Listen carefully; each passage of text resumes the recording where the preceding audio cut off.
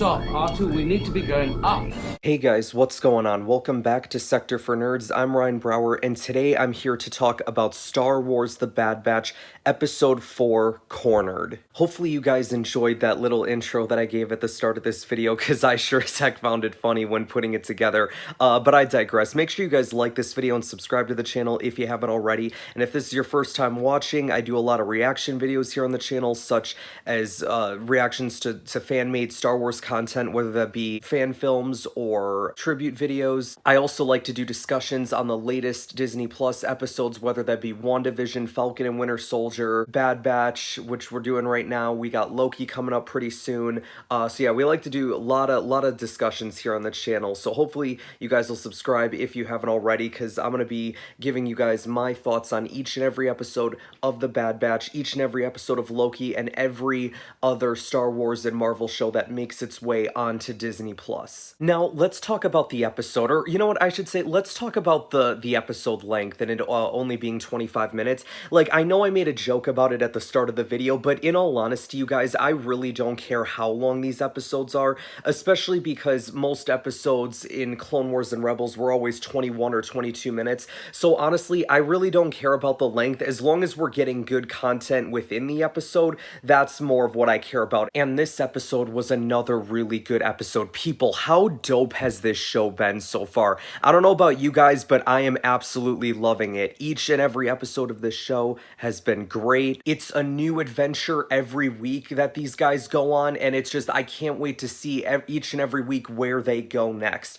And, well, I'll tell you where we went this week. We got frickin' Fennec Shand this week. So, The Bad Batch talks about going to Idaflor, I believe the name of the planet was. I don't know if I've heard of this place before, but it's called Idaflor. I guess it's an uninhabited planet, so it's a good place to lay low and hide. Omega wants to, you know, go out and sightsee, see the galaxy, but Hunter's like, no, not until we get things figured out, until things start to calm down.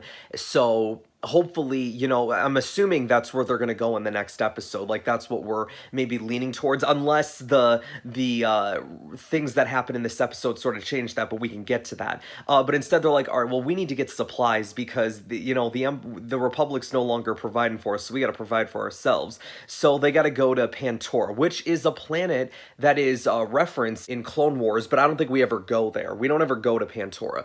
We see Pantorans, you know, like in season 1 we see them. I believe in season 3 there's a episode with Ahsoka where we see some. So yeah, we've seen Pantorans before, but I don't think we've ever actually been to their planet. So once they get there, they agree that Tech and Wrecker are going to work on the ship while Echo and Wrecker go with Omega to go get supplies. And Wrecker's just like, oh, you guys get to go sightseeing. And then Omega, like a sweet, innocent, you know, child who just wants to have fun, is like, ooh, we're going sightseeing? And Hunter's like, no, this is not sightseeing. We are going to get supplies and then we're out of here. I feel like I say this in every discussion that we have about these Bad Batch episodes, you guys. I absolutely love Hunter and I love Omega. I love both of their characters, and I obviously love Wrecker. Wrecker's been my guy since Clone Wars, but I can't express enough how much I really am enjoying these two characters and the dynamic that they have with each other. So they go to this supply store, and Echo's kind of disguised himself almost like a droid. So they go to this supply store. Hunter's trying to sell a bomb, and the guy's like, no, we ain't selling this here. And he's like, well, I'll take the droid. I'll pay you 2,000 for it. And Echo's just like, 2,000? What, you cheap bastard? No, I'm kidding. He didn't actually say that, but I mean, he was thinking it. They managed to negotiate him for 3,000, and then Omega goes and runs off on her own. And like, geez, like, bless Omega's heart, you guys. Like, this little girl just wants to have fun. She wants to be able to go sightseeing, because all she's been stuck on Camino her whole life, and then she gets herself into trouble, and then in comes Fennec, and I'm like, shoot, I already know where this is going. Fennec is not to be trusted. This is not the same Fennec that we see in Mando Season 2, where she's willing to help the good guys. It's not like that here. She's young, she's hungry, she wants to be able to make money, you know, and we still get Ming-Ya Wen voicing the character, which I think is amazing. Like I've said before, Ming-Ya Wen is gonna, first of all, she's a phenomenal actress. Like, let me just say that. Like, I was a big fan of her in Agents of S.H.I.E.L.D., and like, when I found out that she was going to be in Mandalorian, I'm like, oh, that's pretty cool. So big fan of Fennec Shand here. I know that she's going to have a pretty busy year, considering that not only is she in the Bad Batch, but she's also going to be one of the main characters in the Boba Fett show. Once Hunter sees that Omega goes missing, he goes into worried dad mode and he starts to go searching for her. Once he finds her with Fennec, he immediately is like, okay, no, this woman, she does not want to be our friend here. He immediately reaches in his back pocket for his knife and she starts blasting at him. They get into a bit of a fight, which I thought was cool. So we got to see Hunter versus Fennec. Hunter, you guys, seemed like he easily had her overpowered, but then Fennec gave him a headbutt and then he ended up getting knocked out. So I feel like, I mean, Fennec and Hunter could pretty much be pretty evenly matched, but I think Hunter is, I think, better of the two. I think Fennec just in that moment was able to outsmart him. And so then Omega ends up running into tunnels. I like that Wrecker was the one to go in there and save her because it shows that Wrecker cares about her too. I mean, granted they all do, but I just thought it was cool to give Wrecker something more to do in this episode besides just fixing the ship with tech. As they're trying to get away, Fennec then ends up having a battle with Wrecker, but it's very short-lived because he charges at her and she smashes his head up against a panel and he falls down. And like when they were getting to a fight, I was thinking in my head like, Fennec, please don't punch this guy in the head or do anything to his head because his inhibitor chip was acting all weird in the last episode. Like we saw him holding his head. Like please don't do anything to aggravate that at all. And what's the first thing she does? Targets the head. And I'm like, son of a bitch. I really enjoyed the speeder chase scene that they had where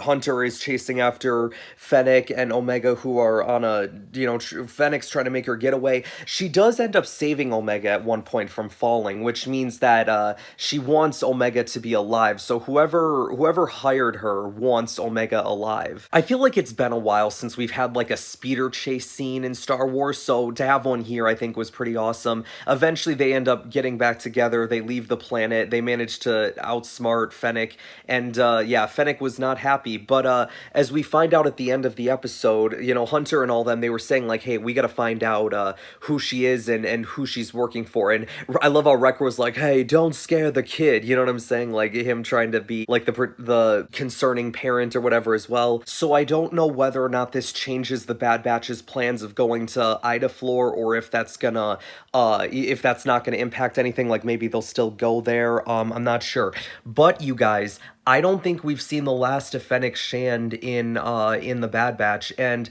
what happened at the end was pretty interesting because she ends up going back to that guy, she pays him and is like, tell me if they come back. I'm gonna be honest, I was really hoping that she would have just shot that greedy son of a bitch, but it's okay. She ends up talking into a comlink, is like, alright, they got away, but they won't escape me for long. So like I said, I don't think we've seen the last of Fennec Shand, but I think the bigger question, and probably the title of this video as well, is who is Fennec working for? Or this is kind of like our big discussion point, right? Is who is Fennec working for? And I'm gonna be honest with you guys, I got a massive theory on this one, and this just is pure speculation. There is really no proof to my claims. This is just me going like off the wazoo with a massive speculation, because I feel like the obvious answer would be, well, the Kaminoans hired her, but at the same time, I don't think there's much fun in that. So, which, I mean, again, if that is the case, then whatever. But you guys, what if she was hired by MAUL? But what would MAUL want with Omega, you may ask? That is a very good question, and one that I'm sure I'm kind of still trying to figure out myself. But if you think about it, I guess, if word got out about Omega leaving, and she's now a bounty, right? She's now a target. So that means, like, MAUL, if she's known to the galaxy now as a target, like, or at least to the Bounty Hunters Guild, maybe MAUL somehow got access to that and is like, okay, and he's learned about her and is curious. So maybe he hired Fennec to hunt down Omega for him, and that's what, like, he wants her alive and stuff. Maybe he can, he'll try to conduct some experiments on her or try to learn more about her through the Force or something. Maybe he's curious if she's Force sensitive, because we know that at this time as well, MAUL is looking for an apprentice, like we see it in Solo with Kira, even though I don't necessarily agree with that idea because I still think that him seeing potential in Ezra is more than just about finding an apprentice, but about finding a brother, because MAUL was trying to fill the void of Savage being dead and stuff. He was trying to fill that void in his life, but it seems like they might have taken a different direction with MAUL. I'm not sure, but he could still be curious about her and be like, okay, well, I can still use you, even if I don't necessarily consider you like a brother or a sister. I can still take you and use you for whatever it is that he needs to get done. I tell you what, you guys, I know Sam Witwer has something to do with this show, because months ago, before The Bad Batch was released, he was talking about how good it was going to be, and I'm like, but how would you know that unless you had a part in this? So, I mean, granted, he could have just showed up at the set or whatever, because honestly, that would have been a Sam Witwer thing to do anyway, was just show up and, like, see what was going down, because he is a massive Star Wars fan. But, I mean, like, come on, guys, let's be real. Like, knowing Dave and how much he likes Sam, like, come on, Sam's got to have a role in this, and I guarantee you that role is MAUL. I think that's what I'm going with. If not the Kaminoans, which I think, again, is probably the most obvious answer, I feel like my theory is that she was hired by MAUL. So let me know what you guys think about that in the comments below. Do you think MAUL hired her? Or do you think it was the Kaminoans? Do you think it was someone else?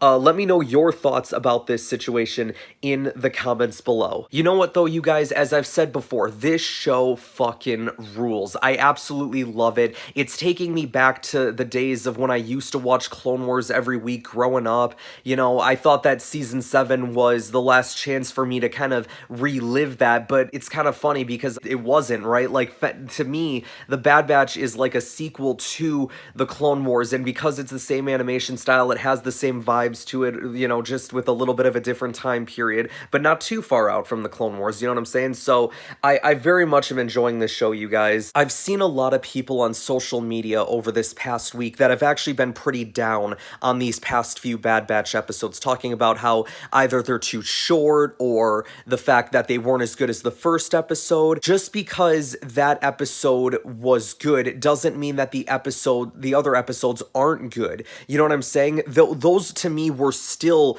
really good episodes. And the other thing that I hate when people say is, oh, it's filler. I hate when people use the word filler now, because I feel like it's just a word that people throw out there so much just because, like, oh, something big and meaningful didn't happen in that episode. You know what I'm saying? I hate that. I hate when people use that word now, because filler is something that you can just completely miss a week and afford to not see, because there's no character progression, the story doesn't move forward at all, nothing happens. But in every episode, there has been character development and there has been movement of the story. So I don't understand where people just keep saying, oh, it's filler. You know what I'm saying? And I feel like my other worry is that people are looking for episodes to be like, oh, we're waiting for, you know, another Twilight of the Apprentice type episode or another Twin Sons episode. Not every episode can be like that, you guys. Otherwise, those episodes don't feel special anymore. I think the problem nowadays is that people just want to go from one big story to the next. And to be honest, that really kind of like frustrates me a little bit, because